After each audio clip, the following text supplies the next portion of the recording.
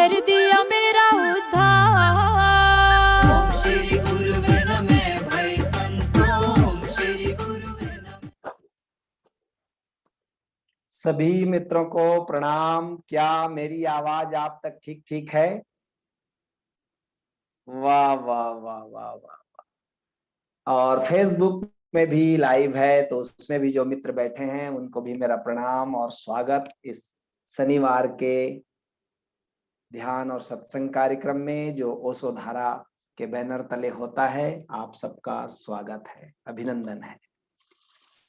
तो आज हम जो ध्यान करने वाले हैं उसका नाम है लीला ध्यान। लेकिन लीला ध्यान करने के पहले कुछ प्रश्न आए हैं, एक दो, उन पर बातचीत कर लेते हैं, फिर ध्यान के लिए बैठेंगे। तो एक प्रश्न पूछा है कि आचार्य जी, संसार में इतना दुख क्यों है? ये वाला सवाल सबका सवाल रहता है कि संसार में इतना दुख क्यों है। जो भी थोड़ा नजर उठाकर देखता है बाहर के जगत में, उसे सब तरफ गरीबी, हिंसा, इन सब को देखकर दुख होता है। तो इतना दुख क्यों है? परमात्मा जब इतना आनंद पूर्ण है और परमात्मा को सच्चिदानंद कहा गया है, तो उसने उतना दुख वाला संसार क्यों बनाया? एक स्वाभाविक प्रश्न उठता है और इसका उत्तर भी जटिल नहीं है, बिल्कुल सरल है। थोड़ा सा इस दृष्टि से देखेंगे तो समझ में आ जाएगी। वास्तव में संसार में दुख है कहना ठीक नहीं है। हमारा जो मन है ये दुख देखने की कला में निष्णात है, दुख बनाने की कला में निष्णात है। इसने अब तक यही सीखा है। और दिक्कत यह है कि इन्हीं का यूनिवर्सिटी है, इन्हीं का कॉलेज है, इन्हीं के स्कूल हैं, इन्हीं के समाज हैं, इसी में हमारा मन डेवलप होता है। सो ये भी अपने आप सीख जाता है। जैसे आप देखे होंगे, भाषा को बच्चा अपने आप सीखता है माता पिता के संग रहकर। जिस भाषा के परिवेश में बच्चा जन्मता है, बड़ा होता है, धीरे धीरे आप पाएंगे अपने आप उस भाषा को बच्चा सीख जाता है। मान लीजिए कोई बच्चा दक्षिण भारत में, तमिलनाडु में पैदा हुआ, तो तमिल उसको सीखना कठिन नहीं है। माता पिता तमिल बोल रहे हैं, धीरे धीरे अपने आप वो तमिल बोल लेगा, सुन सुन के सीख लेगा। जैसे कोई मान लीजिए इंग्लैंड में है, तो अंग्रेजी अपने आप सीख लेगा, उसे कुछ सीखना नहीं पड़ेगा, कोर्स ज्वाइन नहीं करना पड़ेगा। छत्तीसगढ़ में है तो छत्तीसगढ़ ही अपने आप सीख लेगा। भाषा को जिस परिवेश में हम पैदा होते हैं उसी परिवेश से सीख लेते हैं। ठीक ऐसे ही जिन जैसे लोगों की मनस्थिति के बीच में हम पलते बढ़ते हैं, उसी मनस्थिति को हमारा मन भी सीख लेता है। हमारे चारों तरफ दुखी लोग हैं, परेशान लोग हैं, तो जाहिर बात है हमारा मन उसी में प्रवीण हो जाता है, सीख जाता है। फिर हमको भी दुखी दिखाई पड़ेगा, फिर दुख हम क्रिएट करने लग जाएंगे, जैसे हमारे आसपास के लोगों ने किया है वैसे ही तनाव क्रिएट करने लग जाएंगे। लेकिन वास्तव में संतों की दृष्टि आप पूछें, संत क्या कहते हैं, सदगुरु क्या कहते हैं, बुद्ध पुरुष क्या कहते हैं, तो वो कहते हैं कि नहीं, संसार में दुख नहीं है। असल में यदि हमारा मन उस ढंग से शिक्षित नहीं है, देखने की कला में प्रवीण नहीं है। अब देखने की कला क्या है भाई? देखना तो सबको आंख से ही है। नहीं नहीं, आंख से तो सबको एक जैसा चीज दिखेगा, लाल कलर लाल दिखेगा, हरा कलर हरा दिखेगा। लेकिन आंख के पीछे जो मन है ना, वो व्याख्या करता है। और मन यदि नकारात्मक व्याख्या करता है, यदि क्या करता ही है, तो नकारात्मक व्याख्या करने वाला मन इस संसार में जगह जगह दुख देख लेगा। ओशो एक बड़ी मजाक वाली कहानी सुनाते थे, वो मेरा मन सुनाने का कर रहा है। कहते थे मुल्ला नसरुद्दीन के दो बेटे, एक महान नकारवादी और एक भारी पॉजिटिव माइंड, दोनों लड़के जुड़वा। और एक का मन ऐसा बन गया था, पता नहीं कैसे, कि वो एकदम हर चीज में नकार खोजता था, उदास रहता था, मरा मरा सा रहता था। और दूसरा बेटा इतना खुश मिजाज, इतना पॉजिटिव, हर चीज में पॉजिटिव ढूंढ लेता था। ये पोलर अपोजिट थे दोनों बच्चे। तो मुल्ला नसरुद्दीन ने अपने दोस्त एक सन्यासी से सलाह लिया कि कुछ करो यार, ये दोनों लड़के थोड़ा बैलेंस तो हो, एक अति पॉजिटिव है, एक अति नेगेटिव है, कुछ तो करो कि दोनों बैलेंस हो जाएं। तो उसने कहा देखो दिवाली आ रही है, तुम ऐसा करो, बैलेंस करने के लिए जस्ट एक सुझाव दे रहा हूं कि ऐसा बैलेंस करो कि जो एकदम निगेटिव लड़का है उसको कुछ पॉजिटिव करने के लिए कुछ ऐसे उपहार दो कि उसका मन बदले। उसको फुलझड़ी ला दो, पटाखे ला दो, मिठाइयां ला दो, नए कपड़े बनवा दो, दिवाली का मौसम है, कम से कम इसमें तो वो नकार नहीं ढूंढ पाएगा। और जो बहुत पॉजिटिव है उसको भी बैलेंस में लाने के लिए ना कुछ करो कि कुछ अंट संट उसको दे दो जो उसको पसंद ना आए, थोड़ा सा तो निगेटिव हो, तो ऐसे बैलेंस होगा। मुल्ला नसरुद्दीन ने वही किया। उसने अपने एक बेटे के लिए नए शर्ट पैंट बनवाए, फुलझड़ी पटाखे खरीदे, मिठाइयां खरीदी और लाकर उसके कमरे में चुपचाप दिवाली के पहले दिन रख दिया। और दूसरे बेटे जो बहुत ही ज्यादा पॉजिटिव था, उसके कमरे में केवल निगेटिव बनाने के लिए घोड़े की लीद भरवा दी। अस्तबल से एक गाड़ी में घोड़े की लीद मंगवाया और पूरे कमरे में रख दिया कि बदबू आएगा तो गाली तो कम से कम देगा, थोड़ा सा निगेटिव होगा। दूसरे दिन देखने के लिए कि रिजल्ट क्या रहा, अपने पहले वाले लड़के के पास गया जो बहुत नेगेटिव था। देखा वो फिर भी मरा मरा बैठा है, उदास बैठा है। तो उसने कहा बेटे तुम खुश नहीं हुए? देखो तुम्हारे लिए मिठाइयां, तुम्हारे लिए फुलझड़ी पटाखे नए कपड़े सब आए हैं। उसने, तुम बाप हो कि हत्यारे हो? फुलझड़ी पटाखे लाए हो? चाहते हो मैं जल के मर जाऊं? यही तुम्हारी मनसा है? उसमें भी उसने निगेटिव खोज लिया। तो मुल्ला ने कहा नए कपड़े? बोले नए कपड़े क्या, 2 दिन में पुराने हो जाएंगे। कौन कपड़ा सदा नया रहता है? ये कोई कपड़े हैं? इनमें तुमको नया दिखता है? क्या नया है इसमें, बताओ मुझको। मुल्ला नसरुद्दीन का भी चेहरा उतर गया, साला ऐसा सोचा ही नहीं ऐसा सोचा ही नहीं था कि इतना नकारात्मक, इतना निगेटिव होगा।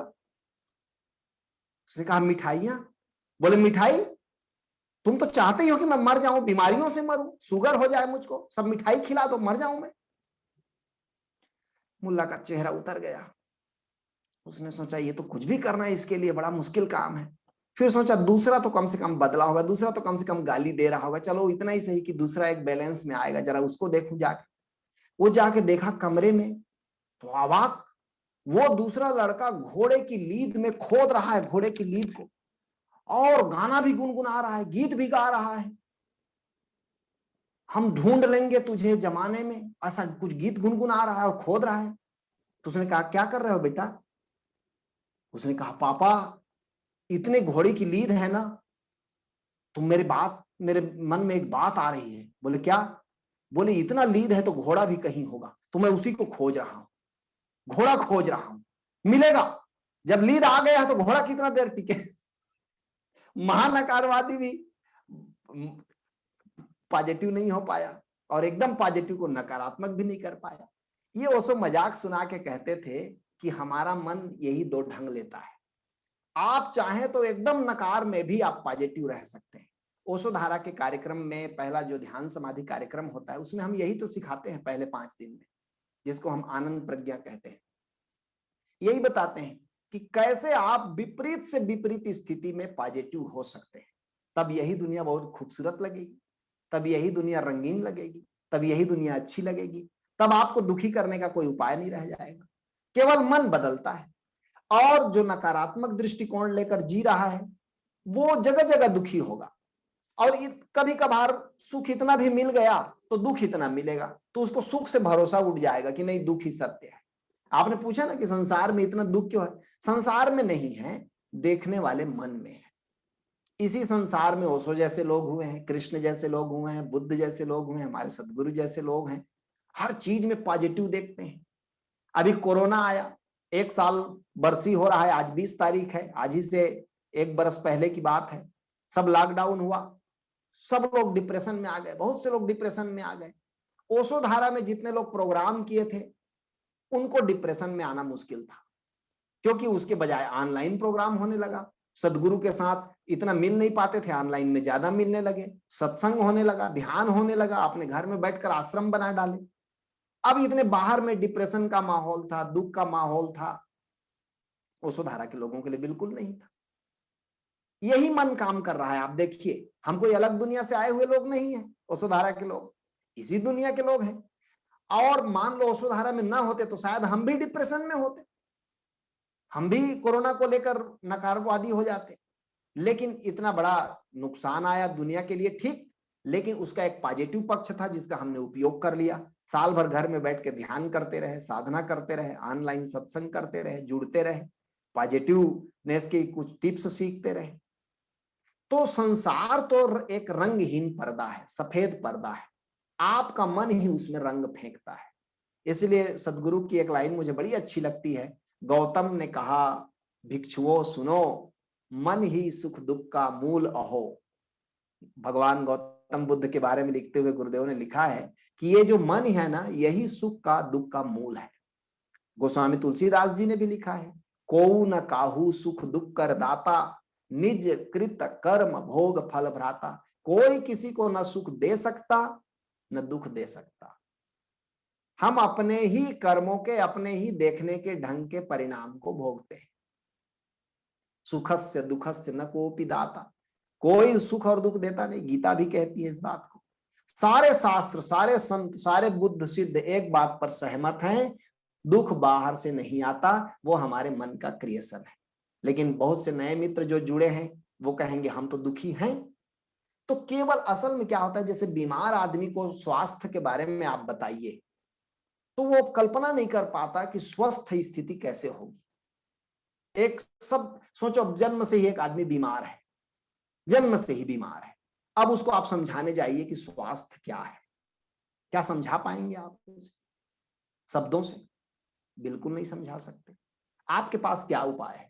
आप उसका इलाज कर दें, दवाई दे दें और वह स्वयं ही स्वास्थ्य को अर्जित कर ले, तब उसे समझाना नहीं पड़ेगा।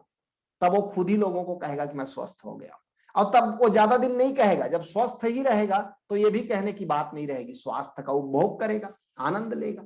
ऐसे ही जब आप आते हैं वसुधारा में तो हम आपको शब्दों से नहीं समझाते कि आनंद क्या है, खुशी क्या है, उत्सव क्या है, ये नहीं समझाते, प्रयोग करते हैं। 5 दिन प्रयोग करने के बाद, अभी जब ध्यान समाधि हुआ पिछले हफ्ते, तो एक मेरे मित्र हैं, शायद अभी जुड़े भी होंगे, गोविंद माधव उपाध्याय, प्रोफेसर हैं कॉलेज में। वो मुझको उन्होंने फोन किया, बोले मेरा जिंदगी तो 180 डिग्री बदल गया 5 ही दिन में। ये 5 दिन के 10 सत्र सुनकर ही मैं देखा कि कितनी गलती मैं कर रहा था, कहां कहां मैं दुख पैदा करता था। हम क्या सिखाते हैं उसमें, आप कहां कहां दुख पैदा करते हैं उसको बस दिखा देते हैं, फिर आपकी मर्जी, आप पैदा करना चाहो खुशी से करो, ना करना चाहो बंद करो। कौन आदमी दुख पैदा करना पसंद करता है? अपने आप बंद कर देता है। तो इसलिए मैं निवेदन करूंगा ऐसे प्रश्न के उत्तर में कि संसार में इतना दुख क्यों है, नहीं, मेरे मन में इतने दुख देखने की क्षमता कहां से आ गई? मन को बदला जा सकता है और मन को बदलना आपके हाथ में है, संसार को बदलना आपके हाथ में नहीं। बड़ा कठिन है। संसार को कौन बदल सका है? कोई नहीं बदल सकता। कोशिश सब लोग करते हैं, नहीं बदल सकते। और मन को बदलना आसान है, लेकिन इसको कोशिश नहीं करते लोग। 5 ही दिन की कोशिश, ज्यादा दिन तो हम कहते भी नहीं, 5 दिन की कोशिश। अभी हम फिर से 11 अप्रैल से प्रोग्राम करने जा रहे हैं। हर महीने करीब करीब हो रहा है ध्यान समाधि कार्यक्रम। हम सबको खुला आमंत्रण देते हैं कि आइए, अपने मन के डिजाइन बदलिए, सॉफ्टवेयर है बस थोड़ा सा नया इंस्टॉल करिए, पुराना सॉफ्टवेयर रिप्लेस करिए, अपडेट वाला लगाइए, और आप देखेंगे इतना जल्दी बदलता है। क्योंकि मन हमारा इसी संसार में अर्जित किया हुआ चीज है, हम जब चाहें उसे बदल सकते हैं। ठीक गाड़ी के गियर की तरह, आप गाड़ी आप चला रहे हैं, ड्राइवर आप हैं, अब आप कहेंगे गियर कौन बदलेगा? गियर आप ही बदलेंगे, आप गाड़ी चला रहे हैं, आप स्टीयरिंग में बैठे हैं। ऐसे ही ये गाड़ी, शरीर की गाड़ी आपकी है, चैतन्य इसका ड्राइवर है, मन इसका गियर है। जरा मन को बदल दीजिए, चैतन्य को अपने ही जरा आदेश दीजिए कि बदलो भाई गियर को, ये रिवर्स गियर लग गया है, जरा फॉरवर्ड गियर लगाओ, आगे बढ़ने वाला गियर लगाओ, और बदल जाएगा। ये छोटा सा टेक्निक, और आश्चर्य मैं करता हूं, मैं, मेरे जैसे सभी लोग आश्चर्य करते होंगे कि लोग इतने दुखी क्यों हैं, जबकि कोई भी कारण नहीं है दुखी होने का। जगत इतना आनंदपूर्ण है, इतना शांतिपूर्ण है, इतना प्रेमपूर्ण है, परमात्मा की कृति है, सवाल ही पैदा नहीं होता। जब वो यूनिक है परमात्मा तो उसकी कृति तो यूनिक होगी ही। हम ही ने कहीं देखने का ढंग गलत अख्तियार कर लिया है। परमात्मा भी कुछ नहीं कर सकता, वो भी जबरदस्ती हमारे मन में नहीं घुस सकता। और इसलिए जरूरत फिर क्या करता है आदमी, सुख पाने के फिर गलत रास्ते चुनता है और दुख अर्जित करता है, क्योंकि उसे समझ में नहीं आता। इसीलिए ओशोधारा जैसी संस्थाएं, आध्यात्मिक संस्थाएं इस दुनिया की सबसे बड़ी जरूरत है आज के डेट में, जो आनंद सिखाती हैं, उत्सव सिखाती हैं, खुशियां सिखाती हैं, कैसे जीना है इसका ढंग सिखाती हैं। ये संस्थाएं बड़ी बहुमूल्य है।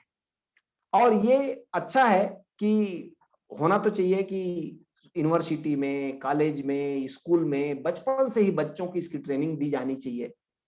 लेकिन लोकतंत्र है, लोकतंत्र में तो बहुमत जो करेगा वही होगा।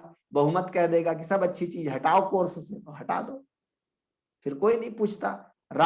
जो राजनेता हैं वो इतने पढ़े लिखे, इतने इंटेलिजेंट नहीं है कि अपने से कुछ कर सकें, और वोट के चक्कर में कुछ कर भी नहीं सकते बेचारे। उनकी भी मजबूरी है, उनको चुनाव जीतना है। आप कहो कि सिर के बल उल्टा खड़े होकर के आओ तो उसमें भी वो तैयार हो जाते हैं। इसलिए उनसे अपेक्षा नहीं है। तो क्या होगा, भारत में सदा से यह प्रयोग होता रहा, स्वयं सेवी संस्थाएं होती हैं जो आप कुछ फीस देते हैं जहां उनके खर्च चलाने के लिए, आश्रम चलाने के लिए, और वो आश्रम खुशियों का, आनंद का, उत्सव का, प्रेम का शिक्षण देती हैं। उनका सिलेबस अलग होता है। ओशोधारा के सिलेबस देखिए। एक मित्र ने पूछा है दूसरा प्रश्न कि ओशो के नए धर्म के बारे में बताइए, और इसी संदर्भ में ओशोधारा के बारे में भी कुछ कहिए। ओशो का नया धर्म क्या है? ओशो का नया धर्म कहिए, या सभी जो धर्म मौलिक रूप से शिक्षा देते हैं वही ओशो का नया धर्म है। लेकिन ओशो ने कुछ नए चीज प्रयोग किए हैं। नए चीज का मतलब पहले भी प्रयोग होता था लेकिन कालांतर में खो गया था। मुझको आप पूछेंगे तो मैंने क्या सीखा, ओशो का क्या धर्म है, ये तो ओशो ही बता सकते हैं। लेकिन मैं ओशो के पास आकर ओशो के नए धर्म में मैंने क्या सीखा ये मैं बता सकता हूं। हाँ, ये आपके काम आ जाए तो मेरा सौभाग्य है। एक तो मैंने सीखा आनंद ओशो के धर्म का, कि जब भी आप अकेले हो, कोई आपके आसपास ना हो, तो आप विचार में मत उलझो, अकेले में आनंदित हो जाओ। सांस लेने का आनंद लो, भोजन का आनंद लो, होने का आनंद लो। अकेले में आनंदित होना सबसे आसान है, लेकिन सब समय आप अकेले नहीं रह सकते। समाज है, समुदाय है, नौकरी है, बिजनेस है, परिवार है, कहीं ना कहीं जाना होगा। तो आप दूसरा एक जो है उत्सव में जियो, ये मैंने सीखा। जब लोगों के साथ हो तो सेलिब्रेशन करो, उत्सव करो, जब अकेले हो तो आनंदित हो जाओ। ये दो मुख्य चीज मैंने सीखा, आनंद और उत्सव। और भी कुछ चीजें सीखी हैं, आपको शेयर करता हूं। असल में क्या होता है, आनंदित होना आदमी को कठिन पड़ता है, क्योंकि कहीं हमने सीखा नहीं है। इसलिए थोड़ा सा आनंद हमारा स्वभाव है, लेकिन फिलहाल हम भूल गए हैं तो उसे रिमाइंड करना पड़ता है, फिर से उसे याद करना है। ओशोधारा जैसी संस्थाओं में उसे याद कराया जाता है कि देखो तुम बचपन में कितने आनंदित थे, क्या क्या चीज था बचपन में तुम्हारे पास। न तो तुम्हारा बैंक बैलेंस था, न तुम्हारा कोई साज संपत्ति था, न कोई तुम एजुकेटेड व्यक्ति थे, न कोई तुम्हारा नेम फेम था। छोटे बच्चों को देखो कितने आनंदित हैं। क्या कुछ देर आप जीवन में 24 घंटे में 2-4 घंटे छोटे बच्चों जैसे नहीं हो सकते? हो सकते। सब अपना बचपन वापस मांगते हैं। अरे घर में जब आप अकेले हो तब से तुम छोटे छोटे बच्चे जैसे हो जाओ। बाथरूम में नहा रहे हो, कोई नहीं देख रहा है, उस समय छोटे बच्चे जैसे हो जाओ। लौटा लो बचपन, जरा 4-5 साल के बच्चे जैसे नहाओ, मजा ले लो नहाने का। खाते समय जरा अकेले हो, मान लो कोई नहीं है परिवार में, तुम अकेले हो, तो जरा उस समय खाने का मजा ले लो छोटे बच्चे जैसे। कुछ भी आप 24 घंटे में कुछ देर के लिए बचपन में लौटे, तब आपके पास में कोई भी बाहर का आलंबन नहीं था सुखी होने के लिए, तब भी आप प्रसन्न थे, आनंदित थे। फिर से उसको लौटाइए। लोग हैं साथ में हैं तो उनमें कमियां मत ढूंढिए। ज्यादातर हम क्या करते हैं, हम जज बने फिरते हैं। जो भी हमारे परिवार में ये खराब है, ये गलत है, ये गंदा है, ये ठीक नहीं किया तुमने, ये गलत है। आपको किसने जज बनाया? क्या उनके यूनिकनेस के साथ आप सेलिब्रेशन नहीं कर सकते? ठीक है, कुछ कमी होगी, कमी नहीं है वो, असल में मेरे जैसा नहीं है तो मुझे कमी दिखाई पड़ता है। सोचें आप एक मिनट के लिए, जरा इसकी उल्टा कर लें। सब आपके क्लोन बन गए, आपके जैसे हो गए घर में सारे लोग। एक मिनट के लिए कल्पना ही करिए, सब आपके फोटो कॉपी हो गए, डिट्टो कॉपी हो गए, क्या आप जी पाएंगे? बोर हो जाएंगे आप। सब आप ही के जैसे, समझो मेरे ही जैसे दाढ़ी, मेरे ही जैसे बाल, मेरे ही जैसे रंग रूप, सब मेरे घर के आसपास 10 लोग इकट्ठे हो गए, जी नहीं पाऊंगा, बड़ा मुश्किल हो जाएगा। जिधर देखो उधर यही दाढ़ी वाला, एक आध दाढ़ी वाला चलता है, चारों तरफ वही घेर ले, तो कैसे चलेगा? ये सब अलग अलग है, फ्लेवर है। जैसे बगीचे में अलग अलग फूल होते हैं, तो गेंदा नहीं कहता गुलाब को कि तुम गलत, गुलाब नहीं कहता चमेली से कि तुम गलत, सब अलग अलग फूल है मनुष्य। तो जरा डिफरेंट टाइप के लोगों के साथ सेलिब्रेट करिए, उत्सव करिए। हम क्या करते हैं? कमी ढूंढते हैं। कमी नहीं ढूंढना है। जो कमी ढूंढने चला है, बुरा जो देखन मैं चला, बुरा न मिलिया कोय, और जो दिल ढूंढा आपना, मुझसो बुरा न कोय। आप बुरा खोजने चलेंगे तो कबीर साहब कहते हैं, मैंने ठीक ठीक नजर में खोजा तो कोई बुरा नहीं था, और अपने दिल में खोजा तो सारी बुराई मेरे भीतर थी, क्योंकि मुझको देखने की आदत गलत थी, मेरे देखने का ढंग गलत था। बस यहीं से फर्क पड़ जाता है। और तीसरी चीज जो ओशो के धर्म में मैंने नए धर्म में सीखा, वो है शांति। कि आप मन के तल पर कुछ देर शांत हो जाइए, स्विच ऑफ कर दीजिए, जैसे आप नहीं है। एक दिन आप दुनिया में नहीं थे, एक दिन हम दुनिया में नहीं हो जाएंगे। ये बीच में 24 घंटा होना ठीक नहीं, ये बीच में 24 घंटे में एक आध घंटे के लिए नहीं हो जाएगी, इसी को ध्यान कहते हैं। ना हो जाना, एब्सेंट हो जाना, एब्सेंट हो जाना या प्रेजेंट मोमेंट में आ जाना, एक ही बात है। कि बस अभी हैं, अपने पर जरा नजर, आहा कितना भाग्यशाली हूं कि अभी मैं जीवित हूं। जिस जीवन के लिए लोग तरसते हैं, जिस जीवन के लिए लाखों करोड़ों मेडिकल साइंस खर्च करती है, मैं अभी जीवित हूं बिना किसी जरूरत के, सहज भोजन खा रहा हूं, पच रहा है, शरीर में रक्त दौड़ रहा है, सांस चल रही है, होना मात्र ये शांत कर देगा कुछ देर के लिए। ऐसे 1 घंटा भी आप 24 घंटे में ना हो जाए तो उसका असर पूरे 23 घंटे में छाया रहेगा, आपको मजा आ जाएगा। चौथी चीज मैंने सीखी कि सृजन, सुख में, सुख के लिए सृजन चाहिए। हम इस दुनिया, देखिए परमात्मा सर्जक है, इसलिए उसको सृष्टा बोलते हैं। उसने सृष्टि बनाई, भांति भांति के पेड़ पौधे, पहाड़, नदियां, वनस्पतियां, जीव जंतु, मनुष्य, ग्रह, तारे, नक्षत्र, अनंत क्रिएशन है उसका, बहुत सारा क्रिएशन है। थोड़ा उसके जैसा बनना चाहिए, थोड़ा क्रिएटिव होना चाहिए। कोई गीत लिखो, कोई गाना गाओ, कोई वाद्य बजाओ, कुछ करो, कोई गार्डनिंग कर लो, खाना बनाना सीख लो, कपड़े प्रेस करना सीख लो, कुछ क्रिएटिविटी, कुछ काम ऐसा लो जिसको तुमको करने में मजा आए। सवाल ये रहे कि उससे दूसरों को हानि मत हो और तुमको मजा आए, वो सृजन के दायरे में आ जाएगा। दूसरों को नुकसान मत हो, दूसरों को डिस्टर्ब मत हो, और आपको मजा आना चाहिए, बस उस काम में आप लग जाओ। क्रिएटिविटी क्या करती है आपको मालूम है? आपके भीतर के परमात्मा को जगा देती है, क्योंकि परमात्मा क्रिएटर है, सर्जक है। आप भी थोड़ी देर के लिए छोटे मोटे परमात्मा हो जाते हैं। इसीलिए तो संगीतकारों को देखिए, उनके चेहरे में एक सुंदरता, पेंटर, मूर्तिकार, जितने भी आर्टिस्ट हैं, कलाकार हैं, उनको सृजन के क्षण में देखिए, करीब करीब वो परमात्मा जैसे होते हैं, क्योंकि सृजन परमात्मा बना देता है। तो जीवन में कुछ न कुछ क्रिएटिविटी लाइए, 24 घंटा में उसके लिए भी समय निकालिए। सबको 24 घंटे मिलते हैं, इसी में आनंद सीख लिया, शांति सीख लिया, उत्सव सीख लिया, क्रिएशन, सृजन सीख लीजिए। और एक चीज मैंने ओशो के नए धर्म में और सीखा, वो है प्रेम। कि आप लोगों को बेशर्त प्रेम बांटिए, मांगिए मत, दीजिए, वो लौट के आता है। गजब ये है, जगत के कुछ नियम समझ में आते ही बड़ा मजा आ जाता है। जगत में सीधा प्रेम पाने का उपाय नहीं है। आप किसी को कहें मुझको प्यार करो, मेरा आदेश है मुझे प्यार करो, कभी नहीं होगा, कभी नहीं होगा ये। कभी आप कह सकते हैं किसी को कि मुझको प्यार करो? अब वो हो ही नहीं सकता, ये संभव ही नहीं है। और आप किसी को प्रेम दो, पत्थर भी तक प्रेम को लौट आएगा आपसे। ये जगत का नियम है, इको का नियम। जो हम देते हैं वो लौट कर आता है। आप प्रेम देना शुरू करो, आपके ऊपर बरस जाएगा। आज सुबह सुबह मैं उठा तो सुबह बाबा रामदेव का लाइव योगा चलते रहता है, तो मुझको देखना थोड़ा सा अच्छा लगता है उनको।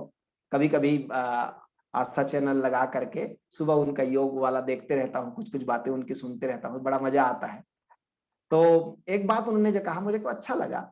उन्होंने कहा कि मैं अपना कर्म करते रहता हूं और उस कर्म में विधान के अंतर्गत, परमात्मा के विधान में, परमात्मा मुझे कुछ कुछ दिलवा देता है, लोगों से दान पुण्य दे देता है, उससे मेरा चल जाता है। कम नहीं दिलवाया है रामदेव बाबा को, देखो आप, वो विधान के अंतर्गत है। वो बढ़िया चीज मुझे अच्छा लगा कि ये आकस्मिक नियम है कि मैं अपना कर्म को करते रहता हूं, जो मुझे आनंद आता है, लोगों को योग सिखाने में, लोगों को इलाज करने में, और उस विधान के अंतर्गत मेरे पास आ जाता है। और ये सचमुच यही बात है, विधान है कि जो आप जगत के लिए करेंगे वही आप तक लौट के आएगा। यदि आप जगत को दुख दे रहे हैं, धोखा दे रहे हैं, छल कर रहे हैं, वही आप तक लौट के आएगा। यदि आप जगत को प्रेम दे रहे हैं, उत्सव दे रहे हैं, आनंद दे रहे हैं, आपके जीवन में वही लौट लौट कर आएगा।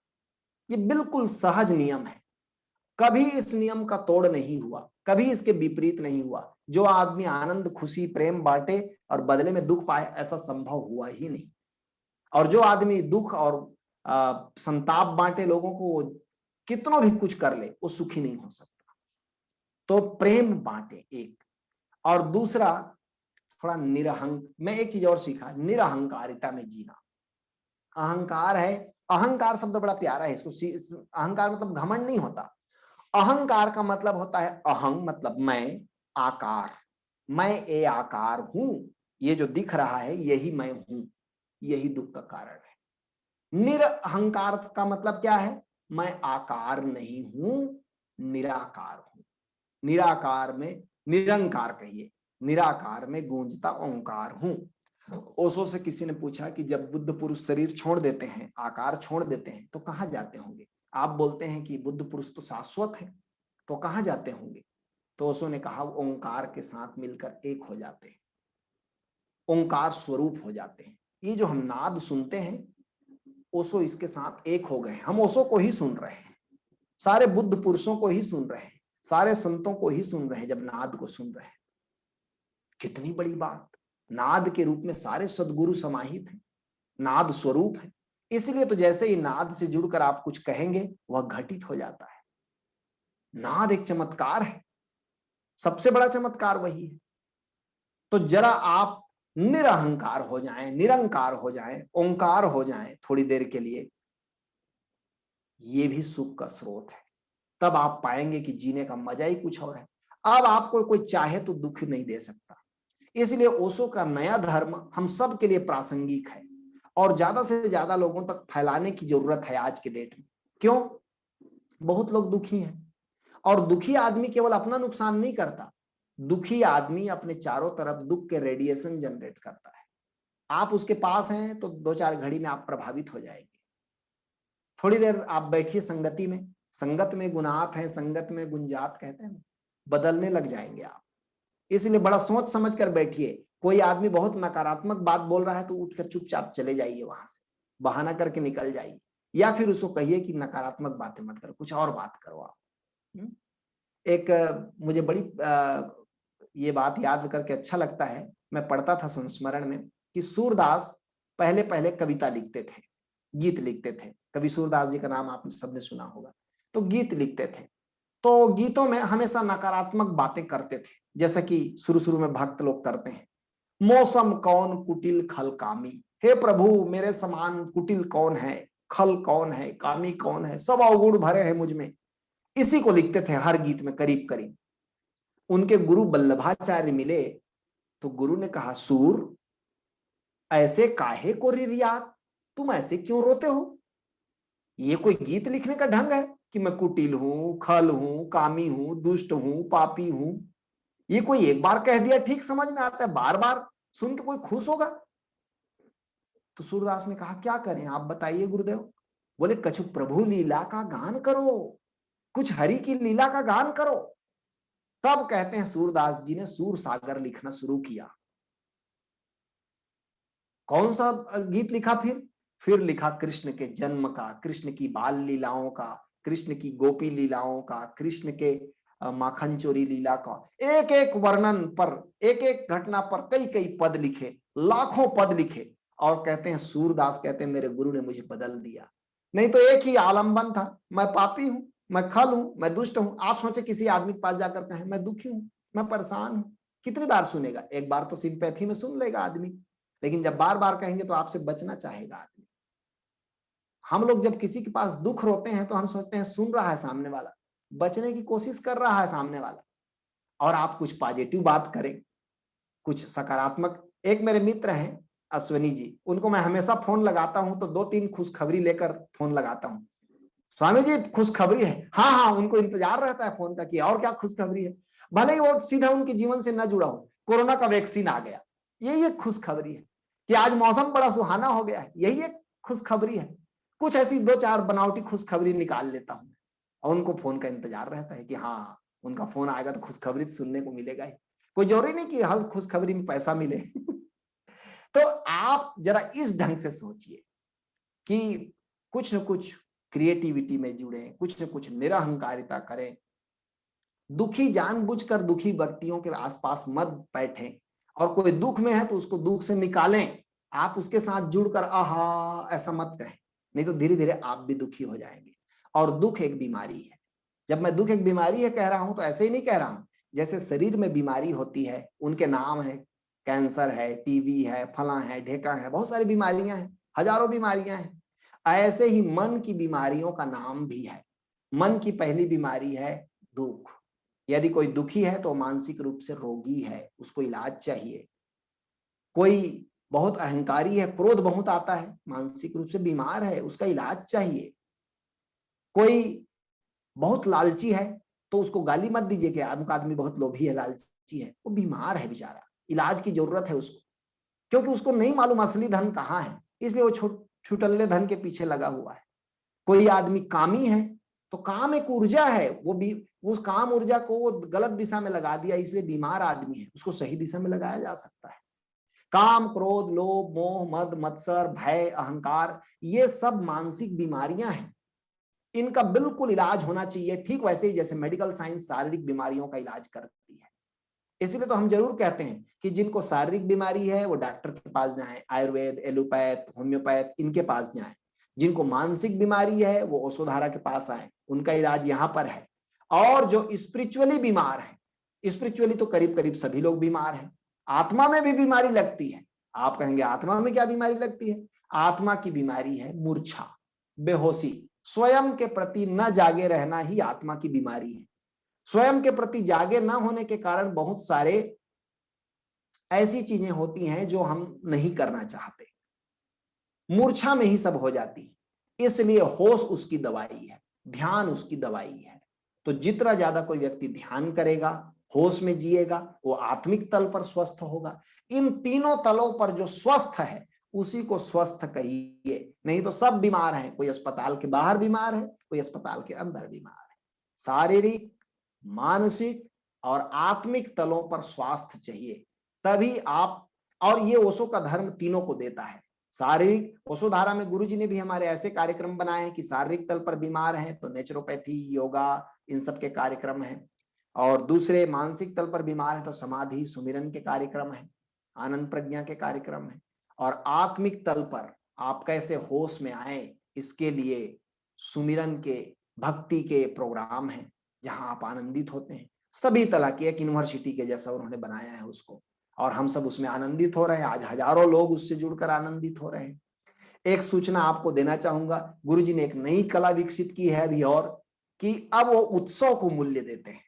कि बाहर की जिंदगी में, जैसे मैंने अभी बताया उत्सव के बारे में, तो ऐसी उत्सव अभी जैसे होली आ रही है तो होली में उन्होंने ऑनलाइन प्रोग्राम रखवाया है। कम से कम 1000 लोग जुड़ेंगे और पूरी दुनिया के अलग अलग देशों के, अलग भारत के अलग अलग प्रदेशों के लोक संस्कृति पर आधारित मेरा मुर्शिद खेले होली टाइटल से 2 घंटे का जबरदस्त रंगारंग कार्यक्रम होगा। मैं चाहूंगा आप 27 तारीख को, क्योंकि होली के दिन तो जुड़ना कठिन रहता है, तो 27 तारीख को होली तो नहीं रहेगी, 28 तारीख को होली जलेगी और 29 तारीख को रंग खेलेंगे लोग। तो 27 तारीख की शाम को सदगुरु ने प्रोग्राम रखवाया है, मेरा मुर्शिद खेले होली। कैसे एक आध्यात्मिक होली होती है, इसका रंग आप देखेंगे तो जरूर जुड़िएगा। मैं आमंत्रण देता हूं आपको। और उसके बहुत ज्यादा तैयारी हो रही है, मस्त तैयारी हो रही है। अलग अलग प्रदेश के लोक कला, लोक संगीत, लोक नृत्य को लेकर तैयारी हो रही है, ताकि अलग अलग प्रांतों में कैसे होली खेली जाती है, वहां के लोक जीवन में हजारों साल पहले कैसे होली होती थी, इसको लेकर के तैयारी हो रही है। तो बहुत ही अच्छा रहेगा, अपने घर में बैठकर होली के रंगारंग कार्यक्रम का आनंद लेंगे। हंसी मजाक भी होगा, हंसी ठिठोली भी होगा, जो होली का मूल स्वभाव है। तो बहुत सारी चीजें होंगी। तो चलिए आपके प्रश्नों को यहीं पर पूरा करते हैं, आगे कभी और भी चर्चा करेंगे जब इस तरह के प्रश्न आएंगे। तो आज हम लोग, अच्छा, फेसबुक के मित्रों को मैं यहीं पर अलविदा कहता हूं, ध्यान के लिए तो जूम में आना पड़ेगा।